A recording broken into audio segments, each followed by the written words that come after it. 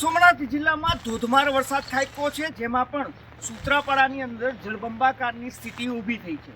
સૂત્રાપાડા તાલુકાનું વાવડી ગામ હોય, બાવાની વાવ ગામ હોય કે આ વડોદરા ગામ હોય, અમે અત્યારે ઝાલાના વડોદરા ગામે છે અને ઝાલાના વડોદરા ગામે પણ જળબંબાકારની સ્થિતિ ઊભી થઈ છે।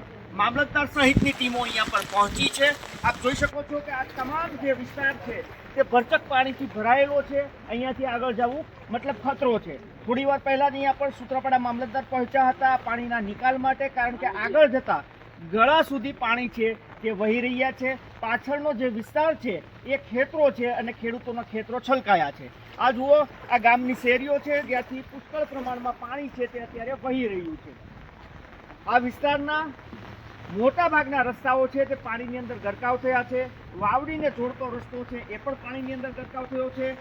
સૂત્રાપાડા તાલુકાની અંદર છેલ્લા 24 કલાકમાં આશરે 20 ઇંચથી વધારે વરસાદ છે તે નોંધાયો છે, જ્યારે કોડીનારની અંદર 10 ઇંચની આસપાસ વરસાદ ખાબકી ચૂક્યો છે। તો વેરાવળની અંદર પણ મુશળધાર 16 થી 17 ઇંચ વરસાદ પડ્યો છે।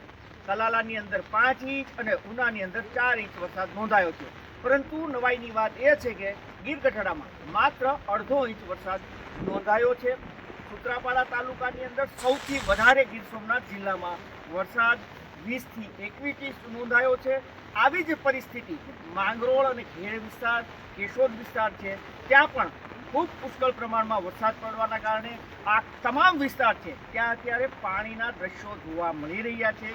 સૂત્રાપાડા તાલુકાની અંદર જે નીચાણવાળા વિસ્તારો છે, જે નીચાણવાળા ગામડાઓની જમીનો છે, આ તમામ જમીનો પાણીની અંદર ગરકાવ થઈ છે। જાણે પેટની સ્થિતિ હોય, નદી વહેતી હોય તેવા દ્રશ્યો આ વિસ્તારમાં જોવા મળી રહ્યા છે। ખેડૂતોના પાકો છે તે સંપૂર્ણ પાણીની અંદર ગરકાવ થયા છે। ખેડૂતો થોડા દિવસ પહેલા વરસાદ માટે ચિંતિત હતા, પરંતુ અત્યારે પરિસ્થિતિ બદલી ચૂકી છે। છેલ્લા 24 કલાકમાં હવે ખેડૂતો કહી રહ્યા છે કે હવે ખમૈયા કરો, કારણ કે તમામ પાક છે તે પાણીમાં ડૂબી ચૂક્યો છે અને હજુ પણ વરસાદ યથાવત છે। સતત વરસાદ પડે તો ખેડૂતોને ખૂબ મોટું નુકસાન થાય તેની ભીતિ પણ સેવાઈ રહી છે।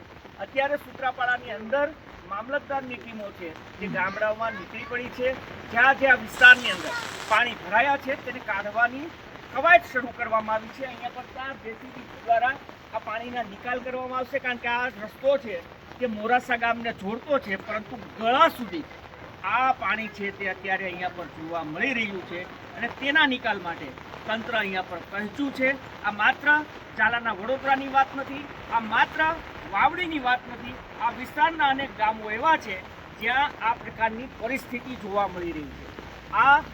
આ વર્ષનું નથી, સૂત્રાપાડાના જે રોડ સાઈડ બંને સાઈડના વિસ્તારો છે તે નીચાણમાં છે અને નીચાણમાં હોવાના કારણે ત્યાં ભરચક પાણી ભરાય છે અને પાણીનો યોગ્ય રીતે નિકાલ તાત્કાલિક ન થતો હોવાના કારણે રોડની બંને સાઈડ પાણી છે તે જોવા મળી રહ્યું છે। સૂત્રાપાડામાં અત્યારે પણ અવિરત વરસાદ પડી રહ્યો છે।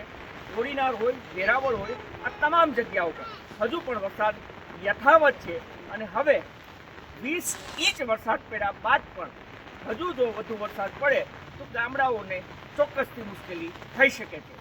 દોસ્તો, તમામ ખબરો જોવા નમસ્તે ગીરને ફોલો કરો। ધન્યવાદ।